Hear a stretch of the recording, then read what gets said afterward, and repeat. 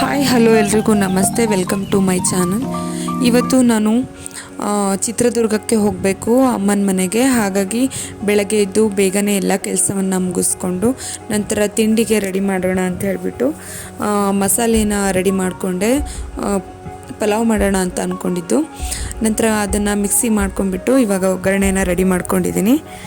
ಒಗ್ಗರಣೆ ರೆಡಿ ಆದ ನಂತರ ಮಿಕ್ಸ್ ಆಗಿರುವಂತಹ ಮಸಾಲೆನ ಒಗ್ಗರಣೆಗೆ ಹಾಕಿ ನಂತರ ವೆಜಿಟೇಬಲ್ಸ್ ಹಾಕ್ಬಿಟ್ಟು ಸ್ವಲ್ಪ ಅದನ್ನ ಬೇಯಿಸ್ಕೊಳ್ಳೋಣ. ಅದಾದ ನಂತರ ಟೊಮೊಟೊ ಹಾಗೂ ಉಪ್ಪನ್ನು ಹಾಕಿ ನಂತರ ಅದು ಬೆಂದ ನಂತರ ಅಕ್ಕಿನ ಹಾಕ್ಬಿಟ್ಟು ಪಲಾವ್ ರೆಡಿ ಮಾಡಿಕೊಂಡೆ. ನಮ್ಮ ಮನೆಯವ್ರಿಗೂ ಪಲಾವ್ನ ಹಾಕ್ಕೊಟ್ಟು ನಾನು ನಮ್ಮ ಮಗಳು ಒಂದು ಸಿಂಪಲ್ಲಾಗಿ ರೀಲ್ಸ್ನ ಕೂಡ ಮಾಡಿದ್ವಿ ರೆಡಿ ಆಗಿಬಿಟ್ಟು. ಇನ್ನೇನು ರೆಡಿಯಾಗಿ ಊರಿಗೆ ಹೋಗಬೇಕು. ನಮ್ಮ ಊರಿನ ಬಸ್ ಸ್ಟ್ಯಾಂಡ್ ಹತ್ರ ವೆಯ್ಟ್ ಮಾಡಿದ್ವಿ. ಬಸ್ಸು ಕೂಡ ಹನುಮಾನ್ ಅನ್ನುವಂಥ ಬಸ್ ಕೂಡ ಬಂತು.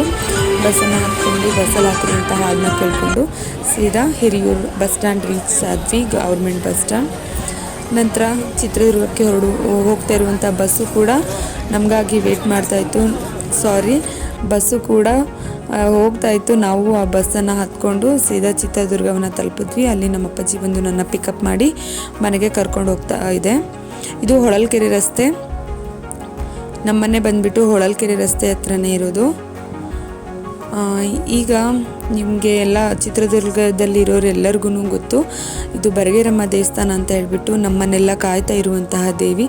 ಸದಾ ಎಲ್ರಿಗೂ ಒಳ್ಳೇದು ಮಾಡಲಿ ಅಂತ ದೇವ್ರಿಗೆ ಕೈ ಮುಕ್ಕೊಂಡು ನಾವು ನಮ್ಮ ಮನೆ ಕಡೆ ಹೊರಟ್ವಿ.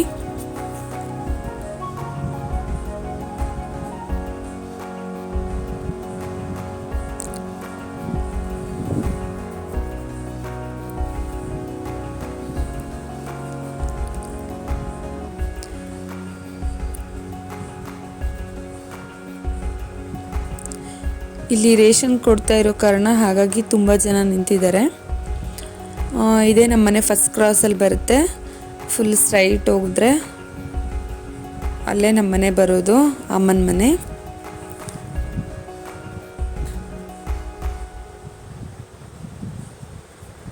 ಇನ್ನೇನು ಹೋಗ್ತಾ ಇದ್ದೀನಿ ಅಮ್ಮನ ಮನೆಗೆ. ಅಲ್ಲಿ ನನಗೋಸ್ಕರ ನಮ್ಮ ಬೇಬಿ ಕಾಯ್ತಾ ಇದ್ದಾಳೆ.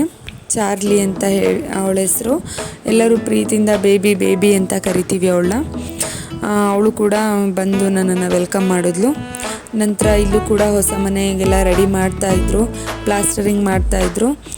ನಂತರ ನಾನು ಕೂಡ ಮನೆಗೆ ರೀಚ್ ಆದೆ.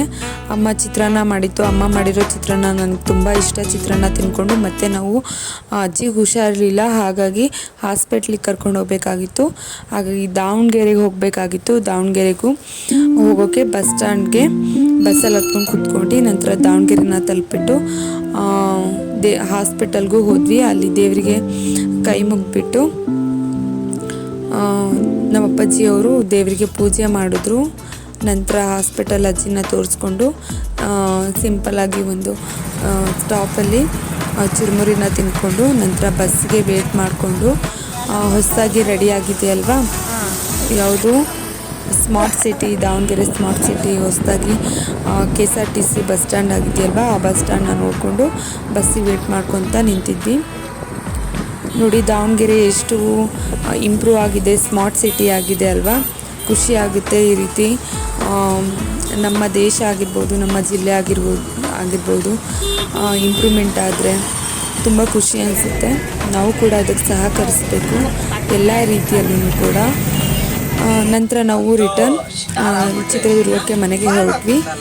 ಇದೇನಿದು ಸೌಂಡ್ ಎಲ್ಲಿಂದ ಬರ್ತಿದೆ ಅಂತ ನೋಡಿದ್ರೆ, ಹೌದು ಇದು ಗೌರ್ಮೆಂಟ್ ಬಸ್ಸಲ್ಲೂ ಕೂಡ ಸಾಂಗ್ ಬರ್ತಾ ಇದೆ. ಆ ಸಾಂಗನ್ನು ಕೇಳಿಕೊಂಡು ತುಂಬ ಖುಷಿ ಆಯಿತು ನನಗೆ. ಗೌರ್ಮೆಂಟ್ ಬಸ್ಸಲ್ಲೂ ಕೂಡ ಈ ರೀತಿ ಸಾಂಗ್ ಬರುತ್ತಲ್ಲ ಅಂತ ಹೇಳ್ಬಿಟ್ಟು. ಈ ಕಾನ್ಸೆಪ್ಟ್ ಎಷ್ಟು ಜನಕ್ಕೆ ಇಷ್ಟ ಆಯಿತು ಅಂತ ಕಮೆಂಟ್ ಮಾಡಿ. ಓಕೆ, ಇದನ್ನು ಮಾಡ್ತಾ ನಾನು ಇಲ್ಲಿಗೆ ನನ್ನ ವಿಡಿಯೋನ ಮುಗಿಸ್ತಾ ಇದ್ದೀನಿ.